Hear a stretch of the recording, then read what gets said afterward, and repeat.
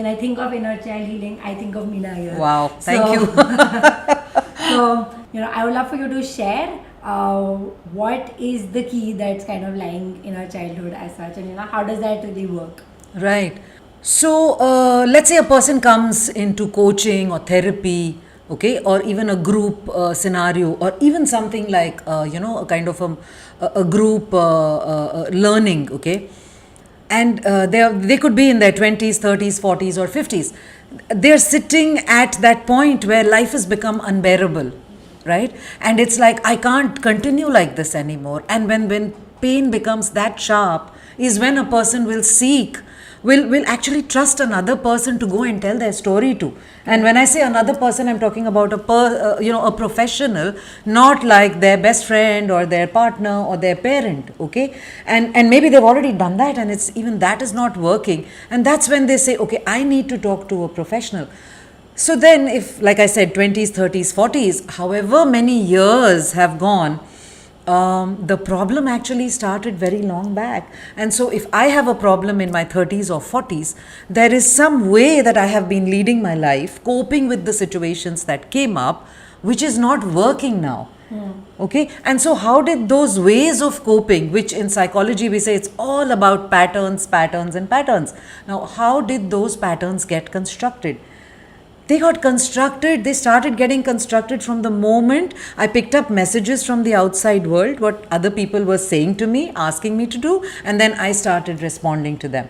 And therefore, the importance of childhood. That's the first environment that any human being becomes part of. Because before we go work in an office, before we get married to somebody, we are born into a household of people with their own unique personalities. That household is in a certain socio-economic strata, it's in a particular country or city, and so all of that makes this environment, sort of this background, this context into which I step in, and I start learning, like, what is safe to start with, how do people speak, what are the messages they're telling me, what are the goals they're setting before me. And so everything that I've oriented myself to started really long back.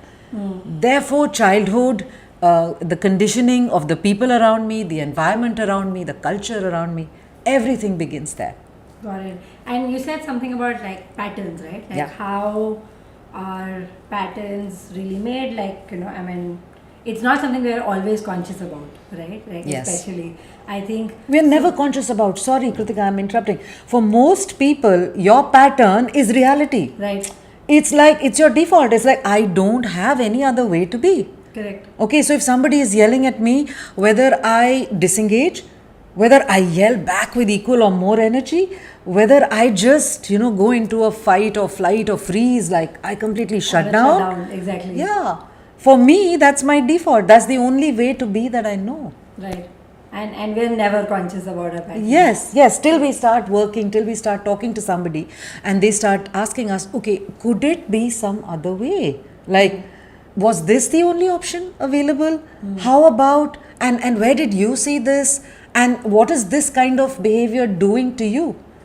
And what is it bringing into that conflict? It's already a conflict, right? The situation I took up as an example. So it's already a conflict. And if you're going to yell louder, what usually happens? So that's how. And when you said, like, we hear or we receive messages in our childhood, like I can imagine some messages are very explicit, right? And some messages can be very, very implicit as well. Sure. Right? And like, what is the impact of those messages sometimes that we really even we say things very lightly, like,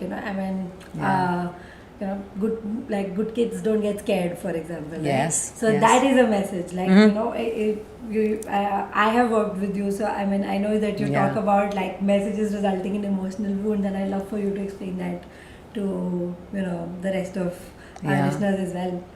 So let's talk about messages. Messages in general, if a message is said once, it's just a message. Now, messages get repeated, because let's not forget, let's say person in their 20s, okay? Now they're in their 20s. So 20 years back when they were born, the mother and the father and maybe the grandparents or older siblings, whoever, uncles, aunts, they repeated those messages. till those messages became beliefs and then they became values. And based on those values, this person constructed habits and then attitudes and then their entire personality and identity. That is how deep the messages go. Okay, so like you gave an example. Let's just look at messages that have an impact. Some of the messages we talked about. Now, let's talk of something that will bring a little bit of culture also into this, right? Let's say the third child in a family. Let's just assume a child that's born in the third position in the family. And let's just say the parents have been kind of open and lenient with the first two children. So let's say the third child gets overloaded with messages like, you know what, your elder brother or your and then your sister, they haven't really studied hard. They haven't brought glory to the family name. Let's just say, okay. Now it's all up to you. Okay. Now, if somebody is going to get these messages time and again, imagine the pressure firstly that child is going to go through. Like, I cannot drop the ball on my history exam or my badminton tournament. I have to just go all out because the family name depends on me to become, famous or notorious or just, somewhere lost. So that's an example of pressure being put on a child, saying that you are worth what you do, right? We call this like, it's a very conditional setup where the child is growing up. It's like you are worth how many marks you got in history. Can you imagine? If you have not got whatever, 90% or 95%, then that's who you are. That's not your history paper of the second term, but that's who you are. And that's where I said, like, when I went all the way from, message to pattern to attitude to identity.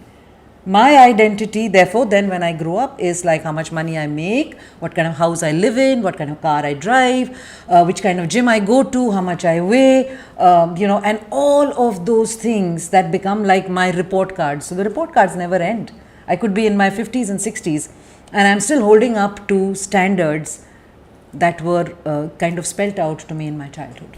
Got it.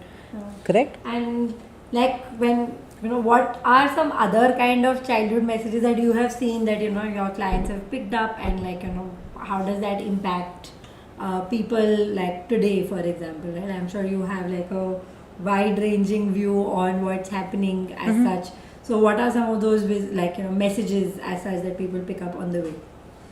So the messages start very early on. Like for instance, if there's a little infant that cries too often, okay, some babies cry out loud, right? Now, if a mother or a caregiver or grandparent has a rule that every time this child cries, I'm not going to go pick them up. So that's a child's need for attention, let's just say. It starts right there.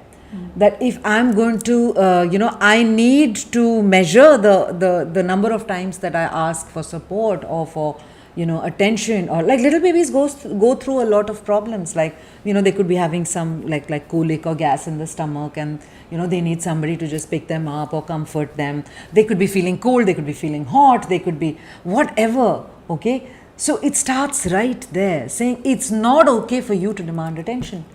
And now this person is probably going to go and live in some very uncomfortable situations physiologically and psychologically and not ask for support, because it's not okay to ask for support, to ask for help when I'm feeling uncomfortable. So it starts right there. That's one, childhood, like don't hog up all the attention. It's okay. Or and then of course when the messages get verbal and the child has access to language, it could be something like don't think you're the most important person in this house. Okay, or don't keep troubling me, don't keep bothering me.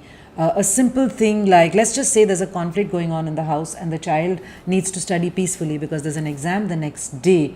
That could be a message could be that grown-ups behave like this, take it or leave it. That could create a wound.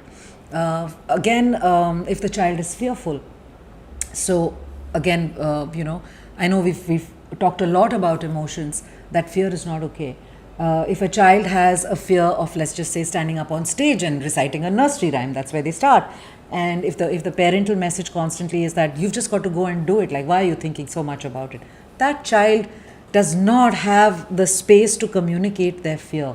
Or what is it about climbing up on stage and talking that they're fearful about? So fear is not okay. Asking for attention is not okay. Anger is definitely, in most places, it's like, I mean, this, and that cuts across cultures. People are not okay with a child, expressing anger or Throwing a tantrum.